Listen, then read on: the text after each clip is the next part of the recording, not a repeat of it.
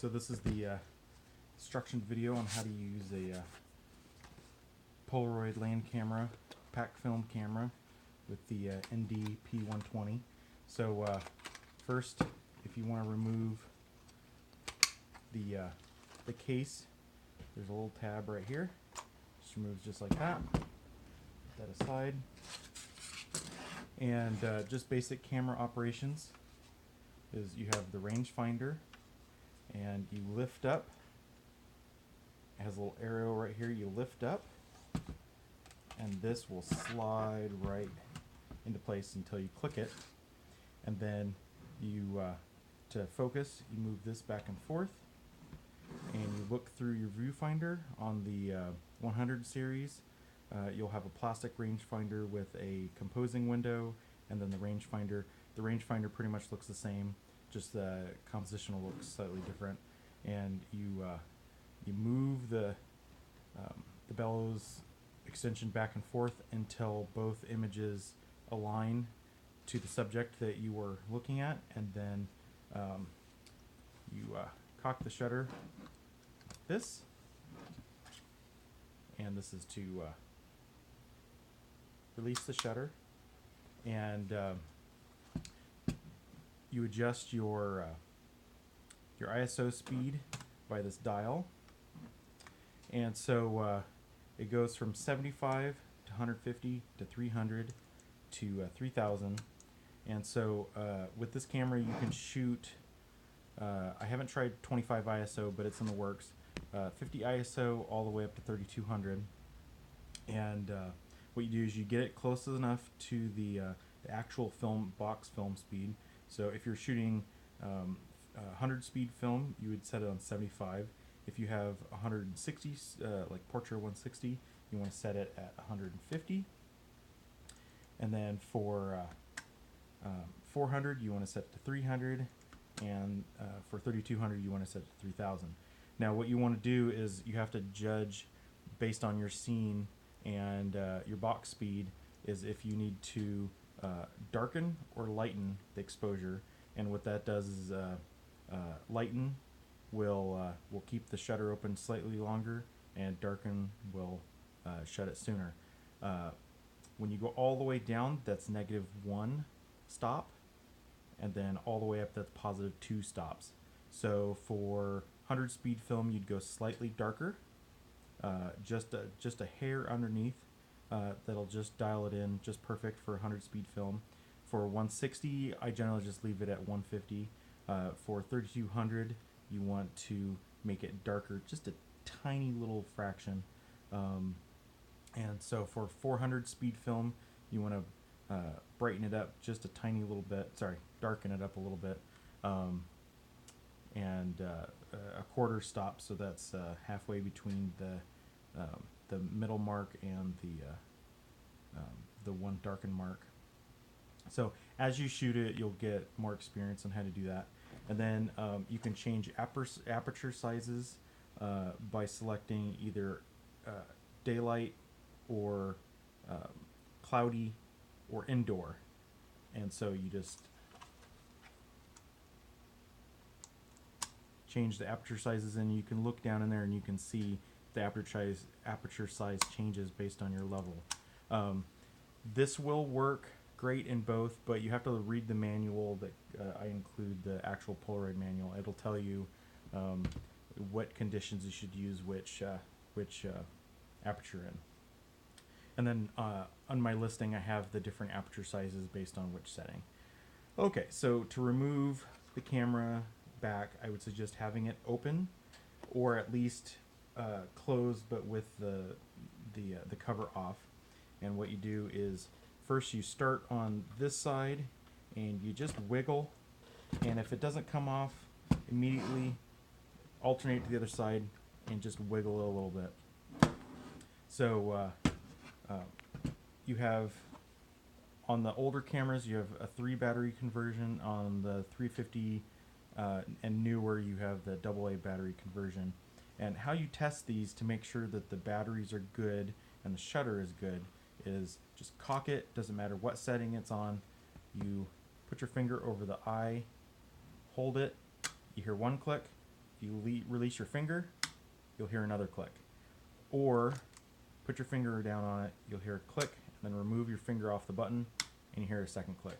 That doesn't tell you if the electric eye is seeing the scene correctly, but I have not had any issues on any of the cameras I converted so far. As long as the shutter works, it seems to be good. There are electronics, but there's no microprocessors in the electronics to go bad, so it's all analog. So that tells you if the battery is good and the shutter's good. If you do have an older camera with a little tab in here, it will be for a little switch that detects when the camera is closed. So when you go like this, it's supposed to disengage the batteries. That's number one on shutter failures. So if you have that, when I do the conversion, I bypass that because the newer cameras don't have it and they have less failure rates. So if you get a camera and let's say on eBay or a flea market or whatever, and you have an issue, it's probably going to be that. If the actual shutter lever, even without a battery, closes perfectly fine, it's usually just fine. So very rarely do you actually get shutter failures unless they're stuck open. That's usually what happens, is there's a mechanical failure inside. So on to the back. So you have two red windows that allow you to use two different size masks. So included are two different size masks. One is a 6x9 centimeter and one is a 6x6 centimeter. And what you do is whichever size you pick, you look through the window at the numbers on the back of the backing paper. So whichever ones you choose, you'll want to look through that particular window, and as you're winding it, you'll see the numbers come by. So you'll get more shots on 6x6, but they're square, and you'll get less shots on 6x9, but they are rectangular and wider. So you have two screws to open it, and sometimes the light seal sticks a little bit. Just kind of give it a little wiggle.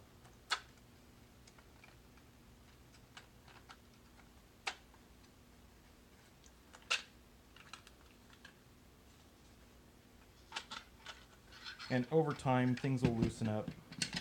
I like to make things tighter tolerances when they're new, so they'll be perfect, as they're being used over time. So you have two winders.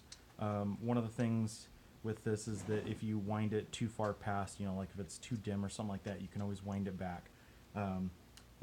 That's also good for doing multiple exposures, stuff like that.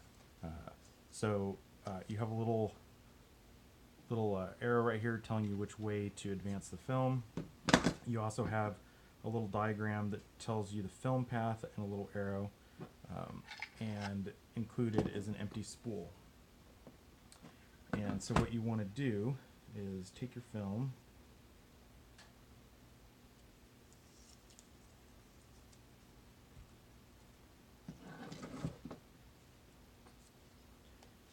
take it just like this, pull it like that, and then wind it so the film goes like that. So what I do is I wind it up a couple turns, usually up until the color ends. Give yourself about 6 inches, generally right about where the arrow comes in. Curve it out, push it in like so, and then kind of give it a little twist just so it's not sticking out too much. And then what you want to do is, oh, and before I forget, you have an extra space to put an extra reel. So either unopened or opened, it is light tight, which is very nice as you're out shooting because you don't have to worry about putting it in there, putting it in your pocket and getting it all dusty and stuff. So what you want to do is just kind of turn the knobs until they fit into the slot, and then this is how it looks. And there should be an exact enough tension once you push the thing together to hold the film in place. And go ahead and screws back on. Then take your camera, take the mask that you want. Right now I'm going to put in a 6x6, and I always like to give it a little blow because all this stuff likes to track dust. And there's some little ridges that will line up with the bellows. So what I like to do is have it open and put it in there until you feel it. If it doesn't go in and you don't feel it stick, flip it over and you get it just right. And this should be centered on the lens once you put it in. If it doesn't stick like that, then you've got it in backwards. So what you do is kind of hold it face down, and you'll have this little tab, and there's a little catch on the inside. Don't push it all the way in yet, but what you want to do is get it all lined up, and with both hands give it a good push. Every camera has worn slightly different over the years, so not all of them fit exactly the same. Whenever I print a body or a back, I sand it down to make sure that it fits in.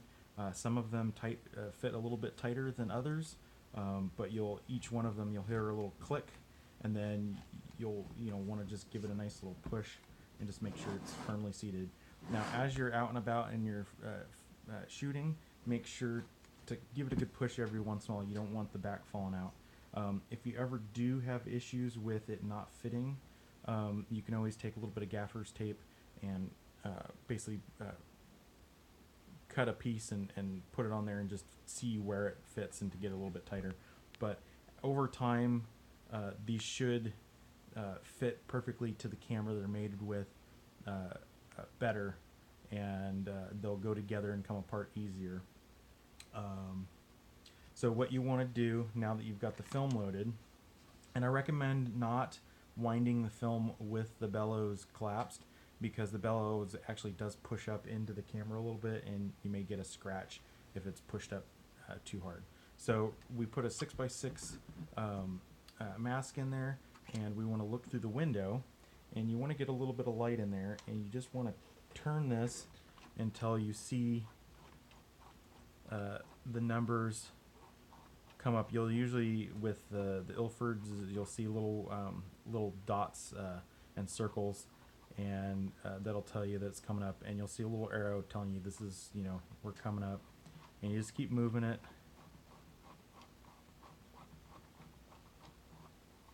until you see a number, and then while you're out shooting, make sure this is closed. So it's deep enough in there. I haven't really had any issues with light getting in, but just keep the door closed when you're using it, and you won't have any issues with